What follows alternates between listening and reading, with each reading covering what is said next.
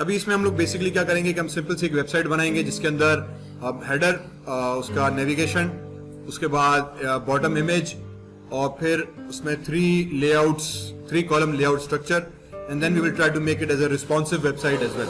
ठीक है, सो 3 से 4 चीजें इसमें हम कोशिश करते हैं कि कवर करें। हेडर को कैसे बनना सेट करते हैं, नेविगेशन मेन्यू आ गया, उसके बाद एक स्क्रॉल इमेज आ गई और 3 column layout with responsive website.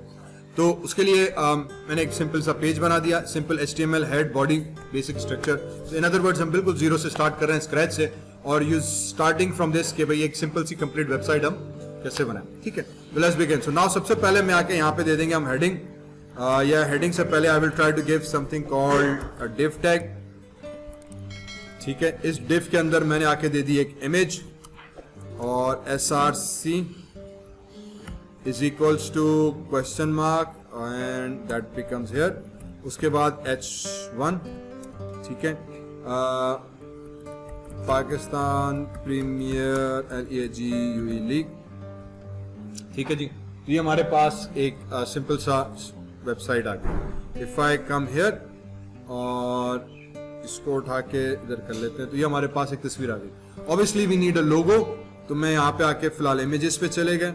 Images में आने के बाद PSL हमने सर्च करा लेते हैं, तो we will find some logo of PSL as well. ठीक है, तो if I click on here और right click save image as, और जहां पे मेरा फोल्डर बना हुआ था CSS task 2, आई थिंक इसी के अंदर मैं एक फोल्डर बना देता हूं इमेजेस का। ठीक है, और इसके अंदर हमने नाम ले दिया इसका PSL logo. Go back inside my code और if I come back here तो यहां पे हम दे देंगे images images / PSL logo.png। इसको किया रिफ्रेश तो मेरे पास लोगो आ गया, साथ साथ इसका कोड आ गया। ठीक है, तो ये हमारे पास एक चीज इधर सिंपल से बनकर आ गई। उसके बाद मैंने यहाँ पे बना दिया एक और डिव। ठीक है, इस डिव के अंदर जाके मैंने एक एंकर टैग दे दिया h रेफरेंस, और जिस फिलहाल इसको हम कर देते हैं हैश। हैश बेसिकली मींस कि माय ओन पेज जिस पे मैं काम कर रहा हूं उसी को ही रिफर करो। उसके बाद यहाँ पे लिंक आ जाएगा होम, ये होम का हमारे पास एक लिंक बनकर आएगा। ओके, इसी तरीके से कंट्रोल वी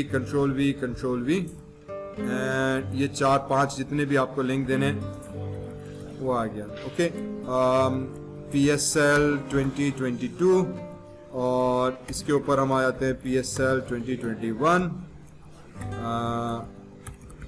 टीम वगैरह वगैरह, जो भी आपको लिंक देने हैं आप बेसिकली यहाँ पे आप लिंक हम दे सकते हैं। ठीक है, इसी तरीके से मैं इसमें 5-6 लिंक और दे देता हूँ। ओके, तो ये हमारे पास टीम हो गया, ये हमारे पास SPON स्पॉन्सर्स की इंफॉर्मेशन आ गई, विनर्स आ गए। ठीक है, for example man of the match आ गए। ठीक है, और जो भी आपको लिंक्स देनी है आप यहाँ पे दे सकते हो। तो इसको बल्कि मैं लिखता हूँ man MATCH man of the match, इस तरह से कर लेते हैं। तो ये मेरे पास यहाँ पे सिंपल से लिंक बन गया। हमने कहा बहुत अच्छी बात, तो ये एक डिव मेरे पास इस तरह से बन गया। फिर उसके बाद मैं नीचे आ गया, मैंने कहा यार इधर एक और डिव बना दो, क्योंकि मैं CSS के साथ खेलने बैठूंगा तो CSS का बेस्ट कंट्रोल हमें मिलता है जब हम डिव्स पे काम करें। तो मैं डिव खेल रहा हूं। इस डिव के अंदर आके मैंने एक इमेज बना देते हैं यहाँ पे, फॉर एग्जाम्पल IIMG इमेज, इसको src नाम दे दिया इज इक्वल्स टू ब्रैकेट्स और ये बंद कर दिया। अब यहाँ पे मुझे कोई इमेज चाहिए थी तो मैं इस इमेज को बड़ा किया और फॉर एग्जाम्पल चैंपियंस, या जैसे ये PSL की इमेज मुझे अच्छी लग रही है बैकग्राउंड में, या कोई भी ऐसी इमेज आप देना चाहो you can give that particular image. तो इन दिस केस चैंपियंस 2022 की कौन सी है, ये वाली है ना,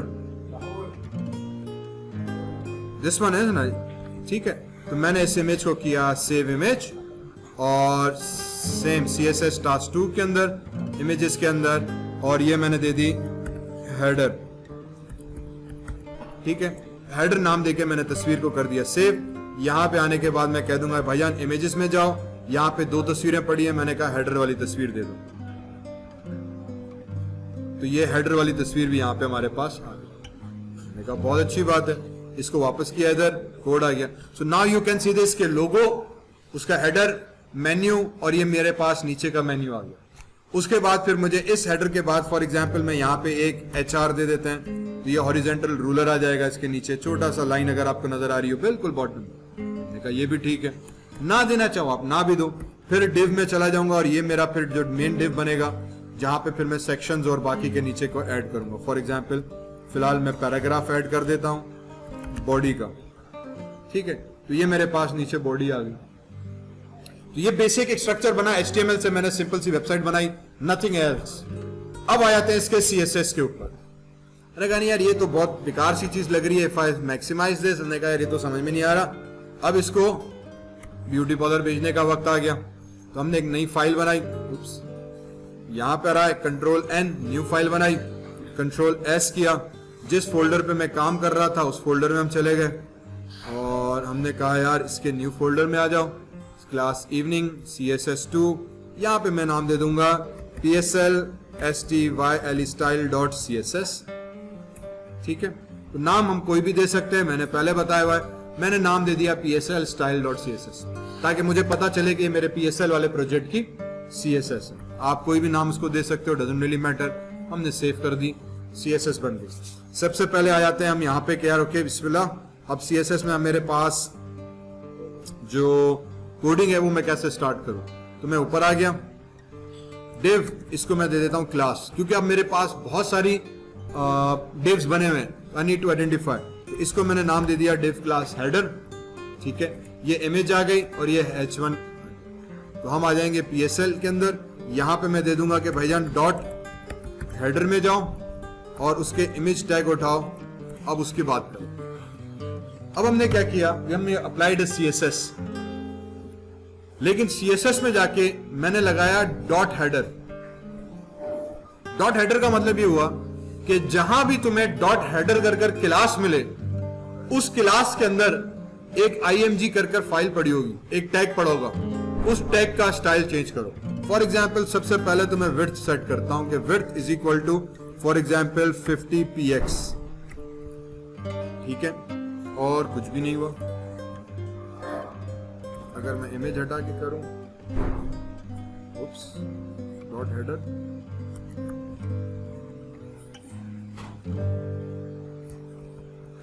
अच्छा सही, क्यों कुछ भी नहीं हुआ, क्यों कुछ भी नहीं हुआ, क्यों कुछ भी नहीं हुआ? बिकॉज हमने इसको लिंक कभी नहीं किया। तो हम हेड के अंदर आएंगे, यहां पे आने के बाद हमने इसको दोबारा लिखा कि भाईजान लिंक कर दो किसके साथ, H रेफरेंस। यहां पे PSL स्टाइल कर एक CSS फाइल पड़ी है, इसकी टाइप क्या होगी, text/CSS। इसका रिलेशन क्या बनेगा, ठीक है, हमने कह दिया यार स्टाइल शीट।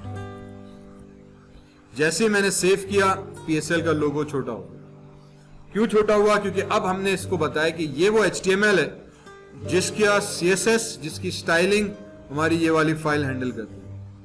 तो ये 50 हो गया, मैंने कहा इसको 100 कर दो, थोड़ा सा बड़ा लोगो होना चाहिए, बड़ा आ गया। ओके, इसको मार्जिन दे देते हैं, margin left for example 10 pixels, कि ये 10 पिक्सल्स लेफ्ट से इधर। अभी आपकी स्क्रीन पे वैसे थोड़ा सा नया नजर आ रहा, ये 10 पिक्सल्स यहां से छोड़ के नजर आ रही होगी।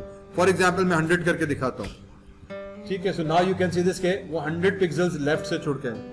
तो इट्स अप टू यू कि आपका लोगो बिल्कुल कॉर्नर से स्टार्ट हो कि थोड़ा सा पिक्सल छोड़ के स्टार्ट हो।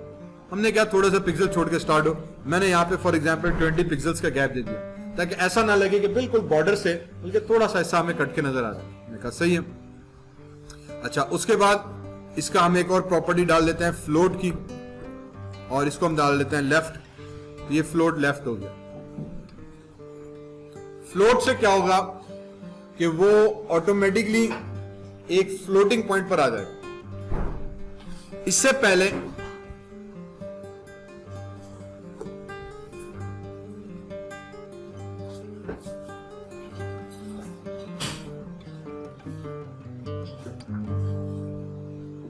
फ्लोट हमारे पास एक प्रॉपर्टी है जो डील करती है कि आपके ऑब्जेक्ट की टेक्निकली फ्लोटिंग पॉइंट क्या होनी चाहिए। फ्लोट समझो तैरने को हम कह रहे हैं। इससे पहले वो फिक्स था कि ये पहले ये आएगा, फिर ये आएगा, फिर ये आएगा। सीक्वेंशियली रो बाय रो कंटेंट ऐड हो रहा था। ठीक, सीक्वेंशियली रो बाय रो कंटेंट ऐड हो रहा था कि पहले इमेज थी, फिर हेडिंग थी, फिर नेविगेशन था, फिर इमेज थी।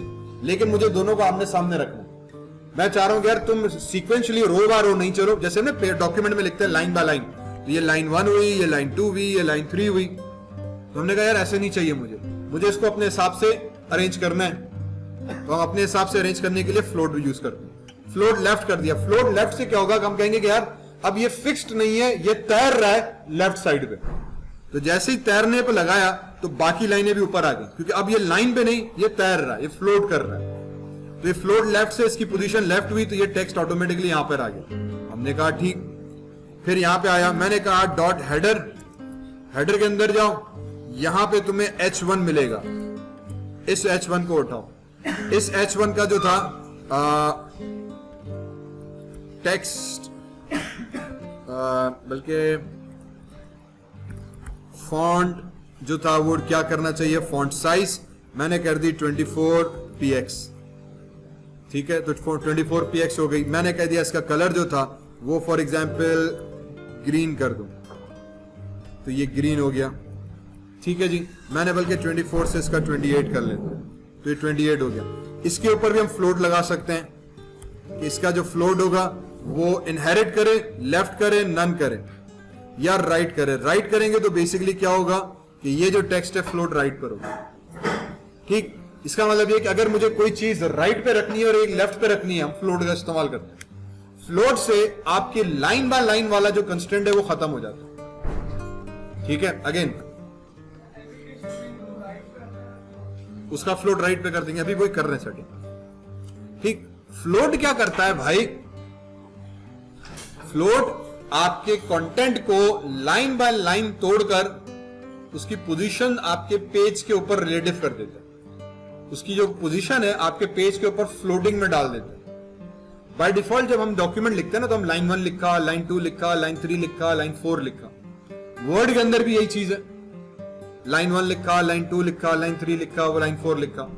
ठीक, अगर मैं वर्ड का डॉक्यूमेंट भी खोल रहा हूं तो उसमें हम लाइन बाय लाइन जाके टेक्स्ट लिख रहे होते। लेकिन अगर मुझे चाहिए कि this is line 1, this is line 2, अब मैं कहूं कि ये लाइनें एक दूसरे के ऊपर आ जाए, एक दूसरे के ऊपर आ जाए, कैसे होगा? वर्ड में ऑप्शन ही नहीं है। वर्ड कहता है दोनों एक दूसरे के साथ आनी चाहिए। एक लाइन फिर दूसरी लाइन फिर तीसरी लाइन फिर चौथी लाइन फिर पांचवी लाइन। लाइनों के बीच का स्पेस में कंट्रोल कर सकता हूं कि एक लाइन और दूसरे लाइन, लेकिन दो लाइनें अपनी आएंगी। ठीक, ये कहलाता है line by line. By default HTML के अंदर भी लाइन बाय लाइन था। जब आप फ्लोटिंग कर दोगे ना, वो लाइन वाला कॉन्सेप्ट खत्म कर देगा, उसको हवा में लेकर आ जाएगा कि यार लाइन से उठो, ऊपर आ जाओ। अब ऊपर कहां रखना चाह रहे हो? मैंने कहा लेफ्ट पे तो लेफ्ट पे हो गया, मैंने कहा राइट पे तो राइट पे हो गया, मैंने कहा मिडिल में तो मिडिल में आ गया। तो हम उसको आराम से उसकी पोजीशंस को कंट्रोल करते हैं। मैंने इसको कह दिया तुसी राइट हो जाओ, उसने कहा जी हुजूर मेरे भाई, हमने उसको वहां पे डाल दिया। ठीक है, उसके बाद हमने इसको कहा कि यार अच्छा तुम राइट पे नहीं, तुम भी लेफ्ट पे रहो, तो वो लेफ्ट पे चला जाएगा। जब ये लेफ्ट पे गया तो क्योंकि ये सेकंड था तो सेकंड हो गया, मेन्यू ऑटोमेटिकली राइट पे चले गए। मैंने कहा हमारी मर्जी, फिलहाल इसको यहीं पे रहने दो। अब आ जाते हैं नेविगेशन के ऊपर, तो मैंने आ गया इस वाले PSL के ऊपर, और इसको थोड़ा सा हम और इधर कर लेते हैं ताकि ये वाला आ जाए। डिव, इसको हमने क्लास दे दी नेविगेशन की। ठीक है, डिव दे दी क्लास नेविगेशन की, देखा सही। अब आ जाते हैं CSS के ऊपर, CSS पर आ गए। मैंने कह दिया कि डिव होगा डॉट, उसकी क्लास होगी नेविगेशन, उसके अंदर एक एंकर टैग है, इसके ऊपर स्टाइल अप्लाई करो। अब पहले हमने क्या किया, पहले हमने ये किया कि यार डॉट हेडर कर दिया। टैग कोई भी हो, क्लास नेम हेडर होनी चाहिए तो उस पर अप्लाई कर दें। टैग कोई भी हो, जिसका क्लास का नाम डॉट हेडर है उस पर ये चीज अप्लाई हो जाए। दूसरी दफा मैंने क्या किया, div डॉट नेव, कि एक डिव टैग होगा, उसकी क्लास होगी नेव। ये CSS को इस्तेमाल करने के मुख्तलिफ तरीके, दोनों सही हैं, दोनों के अपने यूजेस और डिसएडवांटेज एडवांटेजेस आते हैं। कहीं कहीं पे हम एक मखसूस स्टाइल बनाते हैं और हम चाहते हैं कि यार ये मैं सब पे अप्लाई करना चाहूं, तो हमें फिर वो चीज वहां पे देखनी पड़ती है कि यार क्या है, तो हम उसका टैग का नाम नहीं लगाते, क्लास का नाम लिखते हैं। बूटस्ट्रैप में हमें कॉमनली चीज मिलती है। ठीक, तो ये चीज हमने डिव कर दी, डिव के अंदर नेव के अंदर ये चीज आपने अप्लाई करनी है। हमने कह दिया ठीक है यार, हम अप्लाई कर देते हैं। अब उसके बाद जल्दी से आ जाते हैं यहाँ पे, एंकर टैग हो गया। मुझे सबसे पहले तो एंकर टैग की जो फ्लोट था, ठीक है, वो भी मुझे करना है लेफ्ट, तो वो लेफ्ट साइड पर आ जाएगा। ठीक है, मैं एंकर टैग के ऊपर यहां पर आ जाता हूं। मैंने कह दिया यार ये जो क्लास बन रही है यहां पे, अब ये क्योंकि ऑटोमेटिकली जब हम फ्लोट डालते हैं तो न्यू लाइंस वाला कॉन्सेप्ट खत्म हो गया। अगर आप न्यू लाइन पे देना चाह रहे हो तो एक ट्रिक हम ये यूज करते हैं कि यहाँ पे BR दे दिया, ठीक है, लेकिन ये आपको देखो वहीं पे नजर आ रहा होता है। मैंने कह दिया यार इसको BR से नहीं करता मुझे, तो मैं फिर इसका क्या करूंगा, इसमें एक और चीज हम आते हैं। So what I did now is कि मैं वापस आ गया PSL कोड के अंदर। अब यहाँ पे हमने जो नेविगेशन बनाया हुआ है, पहले ये वाला डिव बनाया हुआ है, उस डिव के अंदर हम एंकर टैग डाले हुए। तो मैं वापस स्टाइल में आया, मैंने डिव नेविगेशन हमने लिखा, डिव नेविगेशन A ऑलरेडी मैंने बनाया हुआ था, उसको फ्लोट लेफ्ट किया था। फिर अब पहले मुझे पोजीशनिंग जो है, क्योंकि मैं चाह रहा हूं कि ये मेन्यू जो है इसके नीचे नजर आए, तो मैं यहां पर आ जाऊंगा। यहां पे सबसे पहले हम दे देंगे इसकी पोजीशनिंग, ठीक है, और पोजीशनिंग हम इसको कर देंगे फॉर एग्जांपल रिलेटिव। फिर इसका हम फ्लोट जो वैल्यू है FLOAT फ्लोट, वो हम कर देते हैं लेफ्ट। ठीक, उससे ऑटोमेटिकली आपकी जो लिंक है वो उस लाइन के नीचे आ जाए। ठीक, अब पोजीशन क्या चीज है, पोजीशन डिफाइंस के इस पर्टिकुलर सिनेरियो में उसकी पोजीशन हमारे पास क्या होनी चाहिए। इसके अंदर हमारे पास डिफरेंट टाइप्स की है कि रिलेटिव मींस के जो प्रीवियस आपका ब्लॉक था, प्रीवियस जो कंटेंट है उससे रिलेटिव नेक्स्ट लाइन पे उसकी पोजीशन आ जानी चाहिए। उसके ऊपर भी हम कर सकते हैं, for example if I change the position from relative to absolute, fixed, inherent, static या स्टिकी। ठीक, ये वही चीज थी जो हमने मेन्यू के अंदर भी यूज किया कि अगर मैं चाहूं कि मेन्यू मेरा जो है वो फिक्स्ड रहे, पोजीशन जो है वो फिक्स्ड रहे, तो हम फिक्स्ड कर देंगे। तो अब ये मैं पोजीशन फिक्स्ड हो गई। अब आप देखो मैं पेज स्क्रॉल कर रहा हूं लेकिन टॉप का जो मेन्यू है ना वो स्क्रॉल नहीं हो रहा, वो एज इट इज यहाँ पे फिक्स रहा क्योंकि हमने पोजीशन उसकी फिक्स कर दी। ठीक है, हम कह रहे हैं नहीं यार पोजीशन फिक्स नहीं हो, पोजीशन हमारे पास स्टिकी हो सकती है। स्टिकी एक अलग चीज है जिससे आपका मेन्यू को जो है वो स्टिकी रहेगा, डिपेंडिंग ऑन पेज उसका अपनी पोजीशन चेंज करता रहेगा। यहाँ पे मैंने उसको रिलेटिव कर दिया तो ऑटोमेटिकली न्यू लाइन पे हमारे पास शो हो गया। उसके बाद फ्लोट लेफ्ट, मैंने फ्लोट लेफ्ट पे कर दिया। अगर मुझे राइट पे मेन्यू दिखाना है तो मैं इसको राइट कर दूंगा, तो ये मेरे पास आ रहा है GST राइट पे मेन्यू आ जाए। उसके बाद फिर हम वही चीज करेंगे कि एंकर टैग पर आए, इसको जो था ऊपर ले जाते हैं। ठीक, अब मैं इस नेविगेशन को कंट्रोल करूंगा। मैंने सबसे पहले इसको कर दिया डिस्प्ले कि यार आप ब्लॉक्स की सूरत में डिस्प्ले हो जाओ। ठीक, फिर उसके बाद हम दे देते हैं टेक्स्ट डेकोरेशन, वो नन कर दिया तो नन हो गई। फिर उसके बाद हम इसमें पैडिंग डाल देते हैं और पैडिंग हम दे देते हैं 5 पिक्सल्स की, कि 5 पिक्सल्स का हमारे पास गैप आ जाए। आप 5 से ज्यादा 10 भी कर सकते हो, तो बड़े बड़े बॉक्स आ जाएंगे। ठीक है, आप इधर आके हम दे देते हैं इसका फॉर एग्जांपल बैकग्राउंड कलर, तो बैकग्राउंड कलर फॉर एग्जांपल मैं बैकग्राउंड कलर इसका देना चाह रहा हूं ये वाली हर चीज। ठीक है, तो ये हमारे पास कैडेट ब्लू बल्कि नहीं अच्छा लग रहा, लाइट ग्रीन दे देते हैं। ठीक है, तो लाइट ग्रीन आ गया। टेक्स्ट का कलर जो आप देना चाहो, फॉर एग्जांपल मुझे ब्लू ही अच्छा लग रहा है लेकिन मैं यहाँ पे स्पेसिफाई कर देता हूँ कि यार आप जो है वो ये कॉर्न ब्लू और सायान, बल्कि इसको ये डार्क ग्रीन कर देते हैं। ठीक है जी, तो ये डार्क ग्रीन कलर का हमारे पास मेन्यू आ गया। अब मैं चाह रहा हूं जब कर्सर इसके ऊपर हवर हो तो ये कलर चेंज हो, तो हम सेम चीज यहाँ पे करेंगे कि यार डिव के अंदर जाओ, उसके अंदर एक क्लास बनी हुई है नेविगेशन की, उसके अंदर जाओ, उसमें एक एंकर टैग है, उसके ऊपर जब मैं हवर करूं तो तुमने क्या हरकत करनी है। ठीक है, अब डिव टैग, डिव के अंदर नेविगेशन है, उस नेविगेशन के अंदर एक ए टैग है। अब यहाँ पे डॉट लगाने की जरूरत नहीं क्योंकि नेस्टेड टैग को मैं रिफर कर रहा हूं। तो उस नेस्टेड टैग के लिए हमने सिंपली कहा कि ए हवर, भाईजान हवर करो। हवर जब करने बैठूं तो मैं इसी को उठा के कंट्रोल C, ये पाके यहाँ पे कंट्रोल V करता हूं। बैकग्राउंड कलर जो है वो मेरा हो जाए फॉर एग्जाम्पल डार्क ग्रीन, और जो टेक्स्ट था मेरा वो फॉर एग्जाम्पल हो जाए व्हाइट कर देते हैं। ठीक है, तो जब कर्सर मेरा जाएगा तो सीधे इसके now it becomes green and white. तो ये हमारे पास मेन्यू बन गया। राइट पे रखा हुआ है तो मेन्यू राइट पे इस तरह नजर आ रहा है, बहुत अच्छी बात। इसी के बाद अब फिर आ जाते हैं दूसरी चीज के ऊपर। So now this is way we start to work and create. अब मेरे पास आ गया div tag image। मैंने कह दिया यार इसको भी मैं क्लास दे देता हूं, क्लास head img। ठीक है जी, तो हेड img कर दिया हमने, आई स्मॉल ही रख के मैं कर दूं ताकि मुझे पता चले कि मैं किसके ऊपर काम कर रहा हूं। तो मैं यहां पर आ गया, मैंने कह दिया div एक है जिसके अंदर हेड img कर एक क्लास है, उसके अंदर एक इमेज बनी हुई है। इस इमेज के साथ तूने जो करना है बेड़ा गर्क उसके साथ करना है। तो इसकी जो मैंने विड्थ है, विड्थ को मैंने कर दिया फॉर एग्जांपल 400, तो 400 पे यहाँ पे सेट हो गई। मैंने कह दिया इसको कर दो 600, तो ये 600 पे हमारे पास सेट हो गई। ठीक है, उसके बाद इसके अंदर भी एक चीज और आ सकती है। फॉर एग्जांपल वही चीज मैं आके इस पे करता हूँ कि जो इसकी हमने ऊपर यहाँ पे किया था पोजीशन, अगर इसकी मैं पोजीशन आके सेट कर दूं फॉर एग्जांपल फिक्स्ड कर देते हैं। अब ये पोजीशन फिक्स्ड हो गई। अब मैं पेज को स्क्रॉल भी करूंगा, तस्वीर एज इट इज यहाँ पे रहेगी। मैंने इसको आके कर दिया रिलेटिव, इसका मतलब ये कि पेज के हिसाब से रिलेटिवली हमारे पास तस्वीर सेट हो जाएगी। तो ये मेरे पास हेडर आ गया। अब इसमें हमारे पास जो इमेज हम रखेंगे हेडर की, वो कोशिश करेंगे ऐसी हो कि पूरी स्क्रीन पर आ जाए। ये तो क्योंकि तस्वीर ही छोटी है, अगर हम स्ट्रेच करेंगे तो खराब हो जाएगी। तो हम लंबी स्क्रीन साइज उसके हिसाब से 19x20 की जो तस्वीर आती है वो लंबी यहाँ पे जब रखेंगे तो आपकी पूरी तस्वीर के ऊपर सेट हो जाएगी। अब यू कैन सी दिस कि मेरा बड़ी जबरदस्त तरीके से हेडर बनना शुरू हो गया। अब आ जाते हैं नीचे बॉडी के कंटेंट के ऊपर। जब बॉडी के कंटेंट पे आऊंगा तो मैं वापस PSL में आ गया। ठीक, जहां पे मेरे पास ये वाली बॉडी थी, मैंने कह दिया इसको भाई यूं करो, इसको कर दो बंद, इसमें भी बना दो एक div। ठीक, और इस div को हम दे देते हैं h1। h1 ये आ गया मेरे पास colum column 1। Let me do it like this, control C, control V, control V। ठीक है, और ये हो जाएगा कॉलम 2, ये हो जाएगा कॉलम 3। अब मुझे यहाँ पे जो कंटेंट है ना वो इस तरह से अलग अलग चाहिए।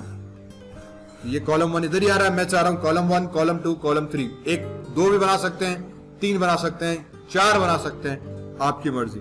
मैंने फिलहाल कहा यार इसको ऐसे ही रखो, इधर आ जाओ। तो ये मेरे पास 3 कॉलम बन गए। इनकी करते हैं CSS। तो मैंने आ गया भाईजान इधर क्लास colum कॉलम दे दिया हमने नाम इसका। ठीक, CSS के अंदर गए, नीचे आ गए, मैंने ऐसे लिखा आके कि भाईजान एक div के अंदर colum कॉलम कर होगा, कॉलम बना दो। कॉलम में सबसे पहले चीज क्या बनेगी, फ्लोट। इसको लेफ्ट कर दिया। फ्लोट इसीलिए लेफ्ट किया क्योंकि बाय डिफॉल्ट जो था ये आपका लाइन बाय लाइन आ रहा है। जैसे इसको रख के हमने सेव किया, ठीक है, तो इसके ऊपर मुझे अप्लाई करना है। एक ये लेफ्ट आ जाएगा हमारे पास, एक में भी कर सकते हैं रुकन उसी तरीके से। वापस यहां पर आए, इसको सेव किया, इधर आ गए div कॉलम और फिर div, तो ये चीज आ गई। ठीक है, अब हमने इसमें क्या बता दिया, दोबारा से देखो। मैंने क्या किया कि div कॉलम बनाया हुआ था, इसी को यूज किया। ठीक है, लेकिन इस div कॉलम के अंदर एक और div बना हुआ है, तो ये अलग टैग है। तो ये स्टाइल जो अप्लाई हुआ था इस वाली क्लास पे हुआ था, इस पे अप्लाई एक्चुअली नहीं हो रहा था। तो मैं CSS में आया, मैंने कहा यार div कॉलम के अंदर एक और div मिलेगा, तो मैं उन तीनों div पे लगा, उसका फ्लोट कर दो लेफ्ट। तो जब हम फ्लोट लेफ्ट करते हैं तो मैंने अभी बता के बैठा कि वो रो वाली कॉन्सेप्ट खत्म हो जाता है, वो फ्लोटिंग करना शुरू कर देता है। एक फ्लोट, दूसरा फ्लोट, तीसरा फ्लोट, बस आपकी कहानी बन गई। अब इसमें आके मैं पहले दे देता हूं मार्जिन। मार्जिन आके फॉर एग्जांपल 10 पिक्सल्स कर दिया। तो अब क्या हुआ, यू कैन सी दिस कि आपको कॉलम स्ट्रक्चर ऑलरेडी नजर आने शुरू हो गया। हर कॉलम के अंदर एक स्पेस आ गया। उसके बाद हमने इसमें दे देते हैं पैडिंग। ठीक है, padding usually, yes boss, nested div बनाया। मैं वही कह रहा हूं, तभी पहले अप्लाई नहीं हो रहा था। ठीक है, फॉर एग्जांपल ये डिव मैंने हटा दिया, तो ये देखो ये रो की फॉर्म में आ रहा है, क्योंकि बाय डिफॉल्ट वो रो की फॉर्म में, मैंने वही कहा, हर कंटेंट न्यू लाइन पर आ रहा है। लेकिन क्योंकि मैंने जो कोड था इसमें एक डिव और उस डिव के अंदर दूसरा डिव बनाया, तो हर कॉलम एक्चुअली अलग अलग डिव है। तो उसने पेरेंट पे लगाया था, चाइल्ड को उसको पता नहीं चला कि मुझे क्या करना है, तो अप्लाई नहीं हुआ। तो या तो आप चाइल्ड क्लास के भी इस पे भी क्लास लगा दो, इस पे भी क्लास वही लगाओ, इस पे भी वही, तीनों पे सेम क्लास लगा सकते हो। या फिर मैंने कॉमन क्या किया कि यार भाईजान डिव क्लास में गए, div डॉट कॉलम, उसके अंदर जो तुम्हें div मिले उसके ऊपर लगाओ, ये कॉलम बनकर आ गया। बहुत अच्छी बात। मैंने पैडिंग में गया, मैंने कहा यार इसको पैडिंग भी लगा दो, फॉर एग्जाम्पल 10 पिक्सल्स, ताकि there is a little space between everything. मैंने कहा ये भी चीज सही हो गई। ओके, अब इसके अंदर और आप क्या देना चाह रहे हो, फॉर एग्जाम्पल बॉर्डर लगा देते हैं, बॉर्डर स्टाइल सॉलिड कर देते हैं, ठीक है। और बल्कि सिंपल बॉर्डर भी अगर आप दे दो तो बॉर्डर स्टाइल 1px, तो ये सिंपल सॉलिड बॉर्डर है, इसके गिर्द हमारे पास शो हो जाए, ठीक है। तो ये 3 कॉलम्स आपके पास बॉर्डर की सूरत में डिस्प्ले हो गए। अब इसके दूसरी जो चीज हमें इसमें सबसे इंपॉर्टेंट करने वाली है कि जिसको मैंने छोड़ा, पेज मैक्सिमाइज किया, यार ये तो इतू से नजर आ रहा है, अब इसको हम सेट करते हैं। अब इसको सेट हम कैसे करेंगे, अगर आप, अबे भाईयान, वेरी क्विकली हम एक चीज इसमें लगाते हैं, सिंपली विड्थ करके, ठीक। अगर विड्थ पे हम जाएं तो यूजुअली विड्थ लगाई जाती है 33% करके। इसका क्या मतलब होगा, इसका मतलब ये होगा कि अगर मैं खोलूं कैलकुलेटर, ठीक, बाय डिफॉल्ट हमारा पेज है 100%, जितना भी पेज की साइज हो हमने कहा 100% साइज है। अब मुझे उस पेज को डिवाइड करना है 3 इक्वल कॉलम्स के अंदर, ठीक है। तो हम इसको क्या करेंगे, डिवाइड बाय 3 कर देंगे, ठीक। 33.33 वैल्यू आ जाएगा। जब 33.33 आया तो नॉर्मली आपको 33 पॉइंट, अब आप नेट से भी अगर इस तरह के मल्टी कॉलम डाउनलोड हम करते हैं, वहां पे 33.33 लिखा हुआ है। प्रॉब्लम ये आया कि ये 33.33 हुआ नहीं, उसूलन तो होना चाहिए ना भाई, ये तीसरा नीचे क्यों चला गया। तीसरा नीचे इसीलिए गया क्योंकि इसमें हमने 10 पिक्सल्स मार्जिन के ऐड किए और 10 पिक्सल्स पैडिंग के ऐड किए। अगर फॉर एग्जांपल मैं इन दोनों को 0 कर दूं, इसको भी 0 कर दिया, इसको भी 0 कर दिया, और बॉर्डर पिक्सल भी आपने 0 कर दिया, नाउ यू सी दिस के वो तीनों कॉलम आपके साथ साथ आ गए। लेकिन क्योंकि आपने बॉर्डर का भी 1 पिक्सल लगाया तो वो 33 पॉइंट, क्योंकि आप पॉइंट्स में काम कर रहे हो तो एक पिक्सल भी बढ़ गया, तो 33 से बढ़ गई वैल्यू, तो वो नीचे ऑटोमेटिकली आ गया। अगर आप देना चाह रहे हो कोई मसला नहीं, आप दे सकते हो। फिर इसको मैं कम कर दूंगा थोड़ा सा, फॉर एग्जांपल 33 कर दिया, अब एडजस्ट हो गए। मैं कह रहा हूं नहीं यार, मुझे थोड़ी सी ना इसमें 5 पिक्सल्स का स्पेस देना है मिनिमम, तो अब इसका मतलब आपको फिर थोड़ा सा आके इसको कहने का, अच्छा 5 पिक्सल्स दे रहे हो, 32 31 पे आके सेट हो रहा है पॉइंट्स में, फिर क्योंकि वो 5 पिक्सल्स, अब 5 पिक्सल्स कैसे हो रहे हैं, 5 पिक्सल्स लेफ्ट से, 5 पिक्सल राइट से, फिर इस बॉक्स के भी 5 पिक्सल लेफ्ट से, 5 पिक्सल राइट पे, फिर इस बॉक्स के भी 5 लेफ्ट 5 राइट, तो वो 5 5 10, फिर 5 5 10, फिर 5 5 10, तो वो 30 पिक्सल्स एक्चुअली हो गए। इस वजह से फिर हमें थोड़ी सी कैलकुलेशन में एडजस्टमेंट करनी पड़ती है। हमने कह दिया ठीक, ये 3 यहाँ पे हो गई। पैडिंग जो थी मैंने वो दे दी अंदर, अब पैडिंग के अंदर दिया तो फिर उसकी स्पेस बढ़ गया। फिर इसका मतलब ये कि मुझे जो इसकी वैल्यू है वो देखनी पड़ेगी कि यार मैंने कहां पे देनी है। फॉर एग्जाम्पल 30 कर दी, फॉर एग्जाम्पल 29 कर दी, तो ये अप्रोक्सीमेटली यहाँ पे सही बैठी, ठीक है। अब अगर 29 की तो मेरे पास इस तरह से आ गया, यूं किया तो मेरे पास ये स्पेस इस तरह से हो गया। अब ये क्यों इस तरह हो रहा है, क्योंकि अभी हमने इसमें जो है रिस्पॉन्सिव वाला बिहेवियर अप्लाई नहीं किया हुआ, तो अभी मुझे इसमें रिस्पॉन्सिव वाला बिहेवियर भी अप्लाई करेंगे तो ये 3 कॉलम स्ट्रक्चर कंप्लीट हो जाएगा।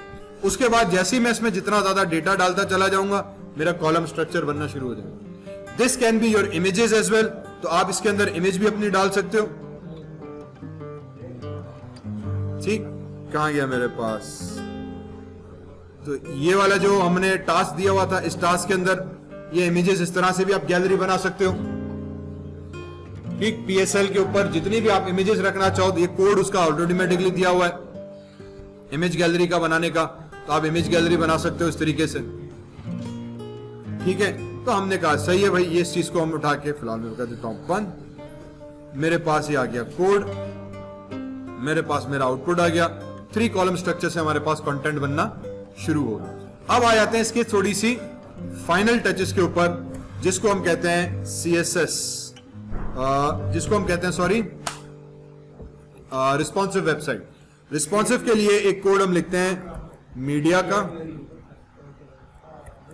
@media, ठीक है, और स्क्रीन एंड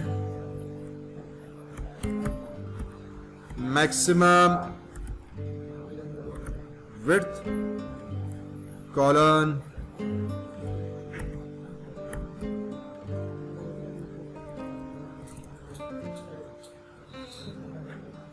ठीक है जनाब। फिर इसको मुझे, अब ये बेसिकली हमारे पास कोड आ जाता है कि media refers to your screen size. उसमें हम कहते हैं कि जो स्क्रीन होगी उसका एंड मैक्सिमम लेआउट कितना आप काउंट करना चाह रहे हो। ये एक सिंपल सी ट्रिक है सीएसएस के अंदर वेबसाइट को रिस्पॉन्सिव बनाने के लिए। फॉर एग्जाम्पल मैं इसको थोड़ा सा और नीचे करता हूं तो सीधे से ये थर्ड नीचे चला गया। ठीक है, मैं चाह रहा हूं कि यार ये ऑटोमेटिकली रिस्पॉन्सिव हो जानी चाहिए। ये रिस्पॉन्सिव करने के लिए हम क्या करेंगे, हमने कोड यूज किया @media screen and maximum width 600 हो या 800 हो, डिपेंडिंग ऑन आप स्क्रीन साइज की क्या रेजोल्यूशन पे काम करना चाह रहे हो। फिर इसको अब मुझे बताना है कि यार अब ये रिस्पॉन्सिव बिहेवियर किस टैग के ऊपर अप्लाई करूं। मैंने कह दिया यार एक मेरे पास जो है ना गरीबाना डिव टैग है जो कि है COLUMN कॉलम करके, उसके अंदर जितने भी डिव मिले तुझे उन तमाम डिव की जो विड्थ है, ठीक है, वो 100% कर दो। ये लो भाई, स्क्रीन साइज मैंने बड़ी की तो इस तरह से हो गया, स्क्रीन साइज मैंने छोटी की तो ये ऑटोमेटिकली 1 2 3 रो में। ठीक, इसको मैं दोबारा उठाया और इसको मैं उठा के खत्म कर देता हूं तो नॉर्मल बिहेवियर ये वाला आ रहा है। लेकिन जैसे ही मैंने इस पे विड्थ लगाई तो ये मोबाइल के हिसाब से स्क्रीन हमारे पास कॉलम्स ऑटोमेटिकली एडजस्ट हो गए। इसको बड़ा किया, साइज आपकी सेट हो गई, इसको आप आके मोबाइल लेआउट पे ले गए। ठीक है, तो इफ यू स्क्रॉल तो यू वुड फाइंड कि आपका ये 1 2 3 कॉलम स्ट्रक्चर ऑटोमेटिकली नीचे आ गया, वरना पहले थे नीचे हो गया। सिंपल से जबान में रिस्पॉन्सिव बन गई। अभी भी ट्रू रिस्पॉन्सिव नहीं है क्योंकि ये जो मेन्यू है ये बिगड़ गया। उसूलन क्या होना चाहिए, यहां पे हैमबर्गर का आइकॉन आ जाना चाहिए।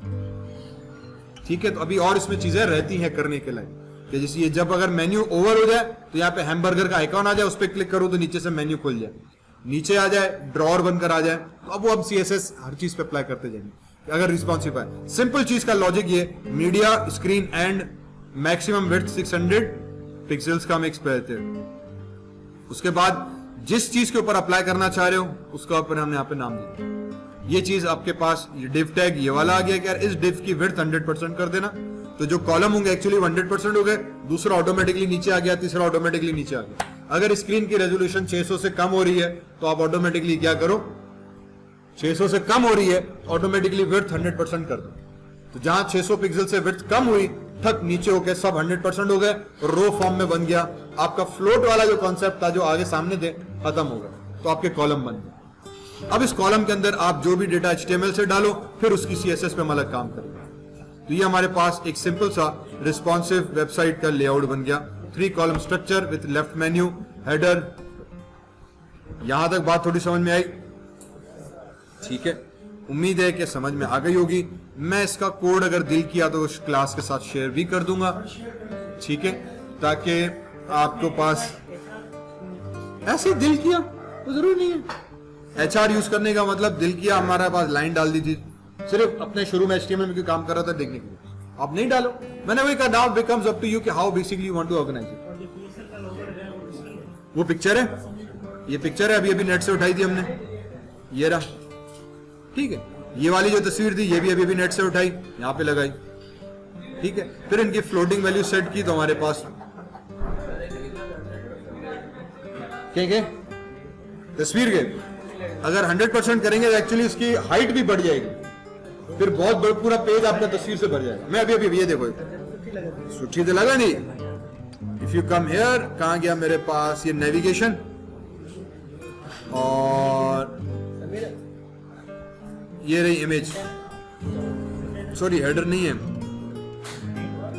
ये वाली है, इसको मैंने 600 पिक्सल्स किया हुआ है। ठीक है, इसको 100% कर देते हैं यार। ठीक है, पर प्रॉब्लम ये कि अब ये बहुत बड़ी हो गई, लेकिन अगर आप अच्छी लग रही है तो आप अच्छी भी करो, क्योंकि ऑब्वियसली बड़ी एक इवेंट है, मैंने उसको ठीक है, तो मैंने वही कहा कि फिर हम एक्चुअली इमेजेस सेट करते हैं अपने हिसाब से कि मुझे कितनी बड़ी चाहिए, but if you like it this percent आप 100% करके रख दो, बहुत अच्छा है। इमेजेस के ऊपर भी बटन बन जाते हैं, वो भी आप दे सकते हो। इस इमेज का जब बैकग्राउंड कर सकते हैं हम, वो आ जाता है आपके पास। ठीक है।